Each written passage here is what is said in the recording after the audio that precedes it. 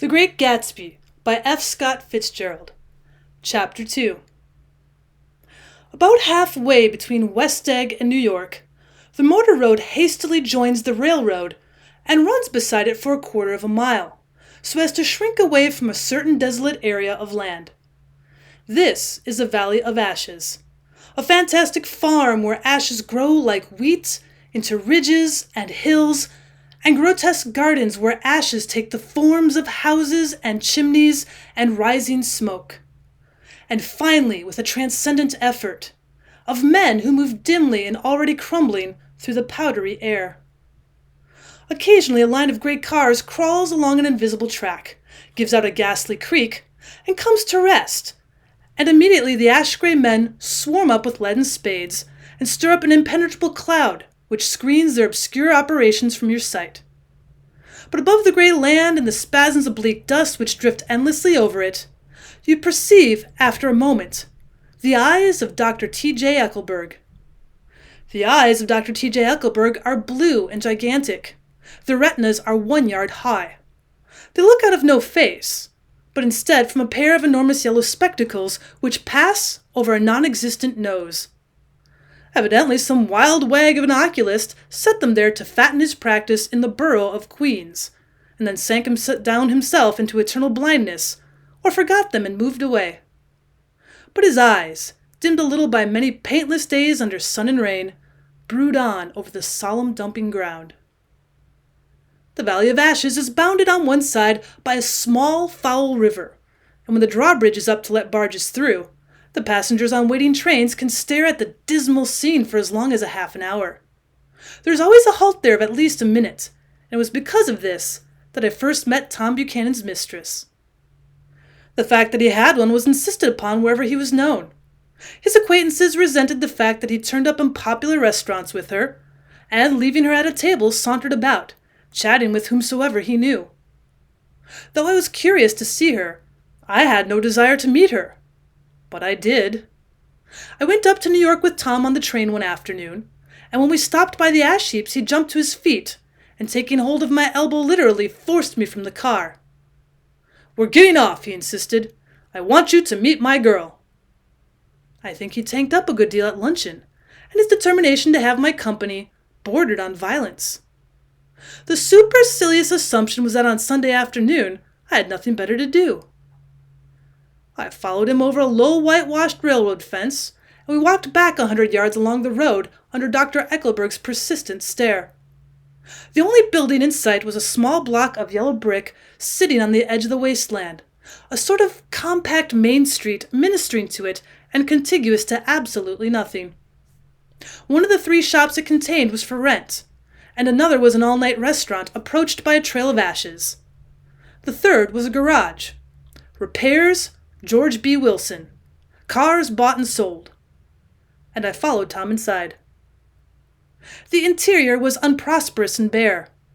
The only car visible was the dust-covered wreck of a Ford which crouched in a dim corner.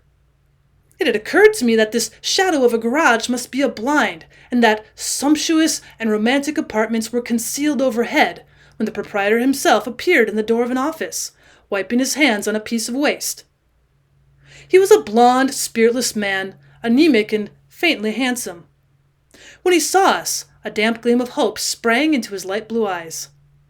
"Hello, Wilson, old man," said Tom, slapping him jovially on the shoulder. "How's business?" "I can't complain," answered Wilson unconvincingly. "When are you going to sell me that car?" "Well, next week. I've got my man working on it now." "Works pretty slow, don't he?" "Well, no, he doesn't," said Tom coldly. "And if you feel that way about it, maybe I'd better sell it somewhere else after all." I don't mean that," explained Wilson quickly. "I just meant—" His voice faded off, and Tom glanced impatiently around the garage. Then I heard footsteps on the stairs, and in a moment the thickish figure of a woman blocked out the light from the office door. She was in the middle 30s and faintly stout, but she carried her surplus flesh sensuously as some women can. Her face, above a spotted dress of dark blue crepe de chine, contained no facet or gleam of beauty, but there was an immediately perceptible vitality about her, as if the nerves of her body were continually smoldering. She smiled slowly, and walking through her husband as if he were a ghost, shook hands with Tom, looking him flush in the eye. Then she wet her lips, and without turning around spoke to her husband in a soft, coarse voice. "Get some chairs, why don't you, so somebody can sit down?" "Oh, sure," agreed Wilson hurriedly, and went toward the little office, mingling immediately with the cement color of the walls. A white ashen dust veiled his dark suit and his pale hair as it veiled everything in the vicinity, except his wife, who moved close to Tom. "I want to see you," said Tom intently. "Get on the next train." "All right. I'll meet you by the newsstand at the lower level." She nodded and moved away from him just as George Wilson emerged with 2 chairs from his office door. We waited for her down the road and out of sight. It was a few days before the 4th of July, and a gray, scrawny Italian child was setting torpedoes in a row along the railroad track. "Terrible place, isn't it?" said Tom, exchanging a frown with Dr. Eckelberg. "Well, it's awful." "It does her good to get away." "Doesn't her husband object?" "Wilson? He thinks she goes to see her sister in New York. He's so dumb he doesn't know he's alive." So Tom Buchanan and his girl and I went up together to New York, or not quite together, for Mrs. Wilson sat discreetly in another car. Tom deferred that much to the sensibilities of those East Eggers who might be on the train. She had changed her dress to a brown-figured muslin which stretched tight over her rather wide hips, as Tom helped her to the platform in New York. At the newsstand she bought a copy of Town Tattle and a moving picture magazine, and in the station drugstore some cold cream and a small flask of perfume. Upstairs in the solemn echoing drive, she let 4 taxicabs drive away before she selected a new one, lavender-colored with gray upholstery, and in this we slid out from the mass of the station into the glowing sunshine. But immediately she turned sharply from the window and leaning forward tapped on the front glass. "I want to get one of those dogs," she said earnestly. "I want to get one for the apartment. They're nice to have, a dog." We backed up to a gray old man who bore an absurd resemblance to John D. Rockefeller. In a basket, swung from his neck, cowered a dozen very recent puppies of an indeterminate breed. "What kind are they?" asked Mrs. Wilson eagerly as he came to the taxi window. "All kinds. What kind do you want, lady?" "I'd like to get one of those police dogs. I don't suppose you got that kind." The man peered doubtfully into the basket, plunged his hand in and drew one up, wriggling by the back of the neck. "Well, that's no police dog," said Tom. "No, it's not exactly a police dog," said the man with disappointment in his voice. "It's more of an Airedale." He passed his hand over the brown wash rag of a back.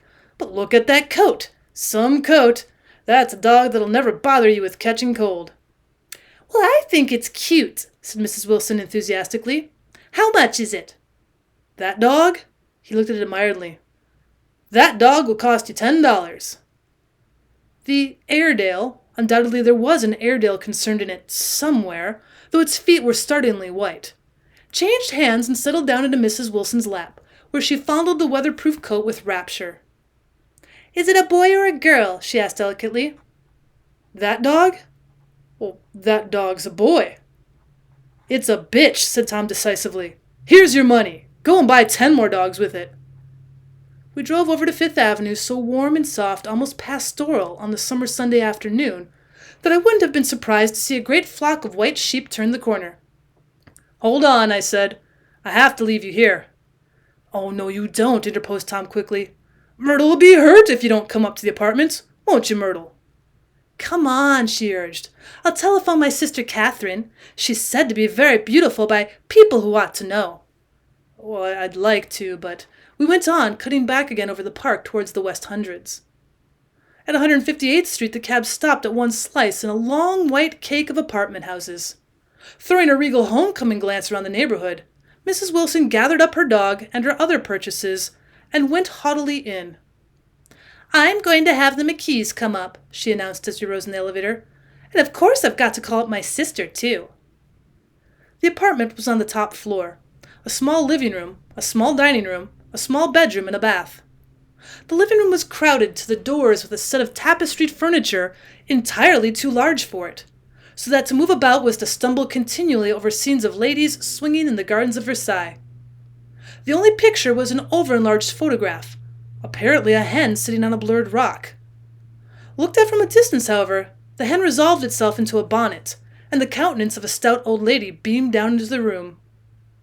Several old copies of Town Tattle lay on the table together, with a copy of Simon Called Peter and some of the small scandal magazines of Broadway. Mrs. Wilson was first concerned with the dog. A reluctant elevator boy went for a box full of straw and some milk, to which he added on his own initiative a tin of large hard dog biscuits, one of which decomposed apathetically in the saucer of milk all afternoon. Meanwhile, Tom brought out a bottle of whiskey from a locked bureau drawer. I have been drunk just twice in my life, and the second time was that afternoon, so everything that happened has a dim hazy cast over it, although until after 8 o'clock the apartment was full of cheerful sun. Sitting on Tom's lap, Mrs. Wilson called up several people on the telephone, and then there were no cigarettes, and I went out to buy some at the drugstore on the corner. When I came back, they had disappeared. So I sat down discreetly in the living room and read a chapter of Simon Called Peter. Either it was terrible stuff, or the whiskey distorted things because it didn't make any sense to me. Just as Tom and Myrtle, after the first drink, Mrs. Wilson and I called each other by our first names, reappeared, company commenced to arrive at the apartment door. The sister, Catherine, was a slender worldly girl of about 30, with a solid sticky bob of red hair and a complexion powdered milky white. Her eyebrows had been plucked and then drawn on again at a more rakish angle, but the efforts of nature toward the restoration of the old alignment gave a blurred air to her face. When she moved about, there was an incessant clicking as innumerable pottery bracelets jingled up and down upon her arms. She came in with such a proprietary haste, and looked around so possessively at the furniture, that I wondered if she lived here. But when I asked her, she laughed immoderately, repeated my question aloud, and told me she lived with a girlfriend at a hotel. Mr. McKee was a pale, feminine man from the flat below. He had just shaved, for there was a white spot of lather on his cheekbone, and he was most respectful in his greeting to everyone in the room.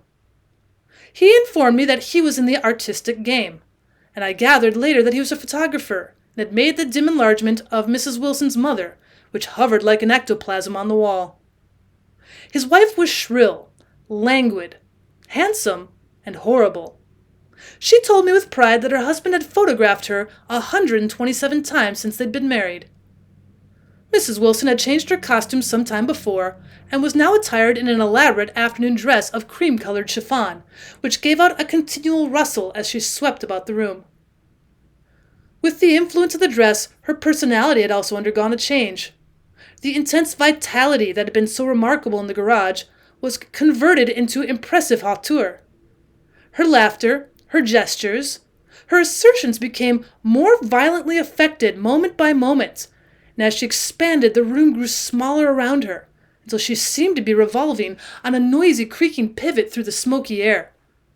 "My dear," she told her sister in a high mincing shout, "most of these fellas will cheat you every time. All they think of is money. I had a woman up here last week to look at my feet, and when she gave me the bill, you'd have thought she had my appendicitis out." "What was the name of the woman?" asked Mrs. McKee. "Mrs. Eberhardt. She goes around looking at people's feet in their own homes." "Well, I like your dress," remarked Mrs. McKee. "I think it's adorable." Mrs. Wilson rejected the compliment by raising her eyebrow in disdain. "Oh, it's just a crazy old thing," she said. "I just slip it on sometimes when I don't care what I look like." "But it looks wonderful on you, if you know what I mean," pursued Mrs. McKee. "If Chester could only get you in that pose, I think he could make something of it." Well, we all looked in silence at Mrs. Wilson, who removed a strand of hair from over her eyes and looked back at us with a brilliant smile. Mr. McKee regarded her intently with his head on one side, and then moved his hand back and forth slowly in front of his face. "I should change the light," he said after a moment. "I'd like to bring out the modeling of the features, and I'd try to get hold of all the back hair." "I wouldn't think of changing the light," cried Mrs. McKee. "I think it's—" Her husband said, "Shh!" and we all looked at the subject again, whereupon Tom Buchanan yawned audibly and got to his feet. "You McKees have something to drink," he said. "Get some more ice and mineral water, Myrtle, before everybody goes to sleep." "Oh, I told that boy about the ice." Myrtle raised her eyebrows in despair at the shiftlessness of the lower orders. "These people! You have to keep after them all the time." She looked at me and laughed pointlessly. Then she flounced over to the dog, kissed it with ecstasy, and swept into the kitchen, implying that a dozen chefs awaited her orders there. "I've done some nice things out on Long Island," asserted Mr. McKee. Tom looked at him blankly. "2 of them we have framed downstairs." "2 what?" demanded Tom. "2 studies. One of them I call Montauk Point the Gulls. The other I call Montauk Point the Sea." The sister Catherine sat down beside me on the couch. "Do you live down on Long Island too?" she inquired. "I live at West Egg." "Really? I was down there at a party about a month ago, at a man named Gatsby's. Do you know him?" "I live next door to him." "Well, they say he's a nephew or a cousin of Kaiser Wilhelm's. That's where all his money comes from." "Really?" She nodded. "I'm scared of him. I'd hate to have him get anything on me." This absorbing information about my neighbor was interrupted by Mrs. McKee's pointing suddenly at Catherine. "Chester, I think you could do something with her," she broke out. But Mr. McKee only nodded in a bored way and turned his attention to Tom. "I'd like to do more work on Long Island, if I could get the entry. All I ask is that they should give me a start." "Ask Myrtle," said Tom, breaking into a short shout of laughter as Mrs. Wilson entered with a tray. "She'll give you a letter of introduction, won't you, Myrtle?" "Do what?" she asked, startled. "You'll give McKee a letter of introduction to your husband, so he can do some studies of him." His lips moved silently for a moment as he invented, "George B. Wilson at the gasoline pump," or something like that. Catherine leaned close to me and whispered in my ear, "Neither of them can stand the person they're married to." "Can't they?" "Can't stand them." She looked at Myrtle and then at Tom. "What I say is, why go on living with them if they can't stand them? If I was them, I'd get a divorce and get married to each other right away." "Well, doesn't she like Wilson either?" The answer to this was unexpected. It came from Myrtle, who had overheard the question, and it was violent and obscene. "You see," cried Catherine triumphantly. She lowered her voice again. "It's really his wife that's keeping them apart. She's a Catholic, and they don't believe in divorce." Daisy was not a Catholic, and I was a little shocked at the elaborateness of the lie. "When they do get married," continued Catherine, "they're going west to live for a while, until it blows over." "It'd be more discreet to go to Europe." "Oh, do you like Europe?" she exclaimed surprisingly. "I just got back from Monte Carlo." "Really?"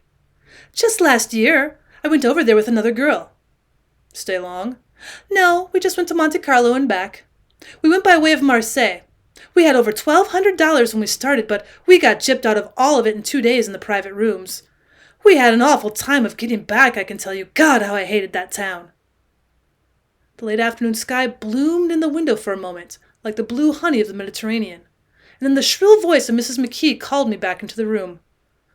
"I almost made a mistake too," she declared vigorously. "I almost married a little man who'd been after me for years. I knew he was below me.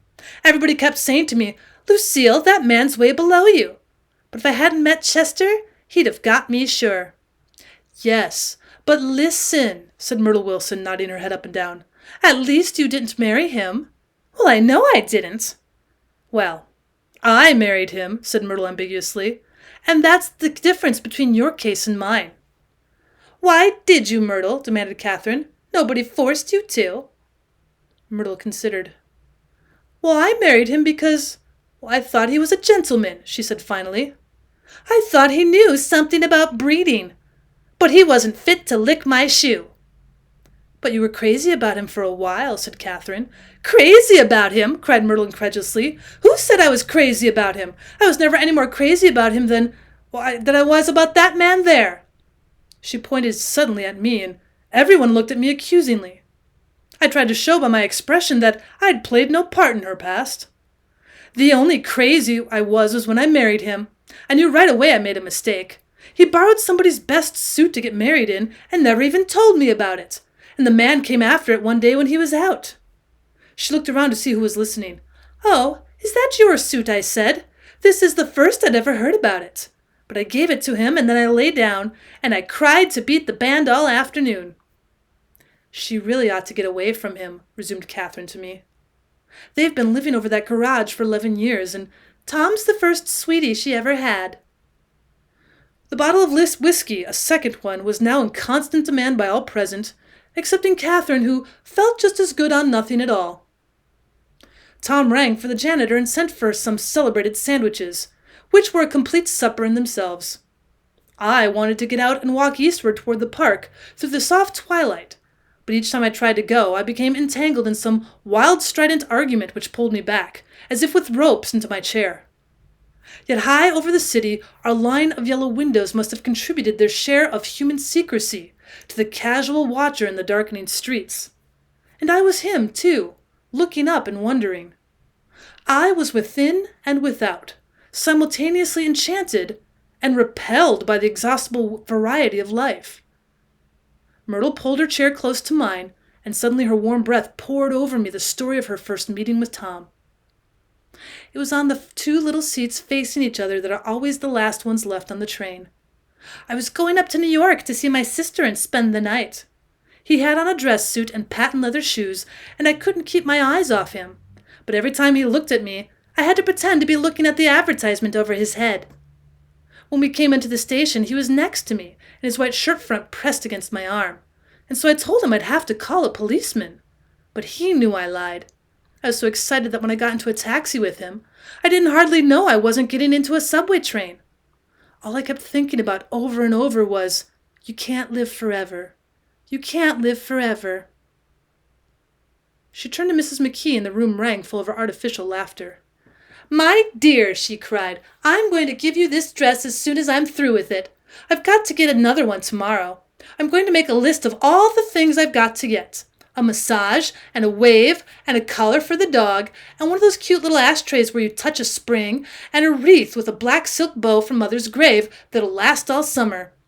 I've got to write down a list, so I won't forget all the things I got to do." It was 9 o'clock. Almost immediately afterward, I looked at my watch and found it was 10. Mr. McKee was asleep on a chair with his fists clenched in his lap, like a photograph of a man in action. Taking out my handkerchief, I wiped from his cheek the remains of the spot of dried lather that had worried me all the afternoon. The little dog was sitting on the table looking with blind eyes through the smoke and from time to time groaning faintly. People disappeared, reappeared, made plans to go somewhere, and then lost each other. Searched for each other, found each other a few feet away. Sometime towards midnight, Tom Buchanan and Mrs. Wilson stood face to face, discussing in impassioned voices whether Mrs. Wilson had any right to mention Daisy's name.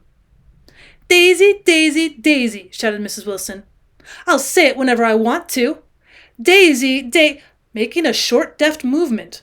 Tom Buchanan broke her nose with his open hand.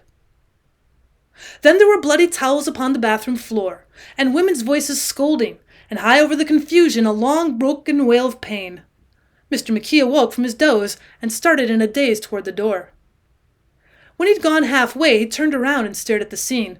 His wife and Catherine scolding and consoling as they stumbled here and there among the crowded furniture with articles of aid, and the despairing figure on the couch bleating fluently and trying to spread a copy of Town Tattle over the tapestry scenes of Versailles.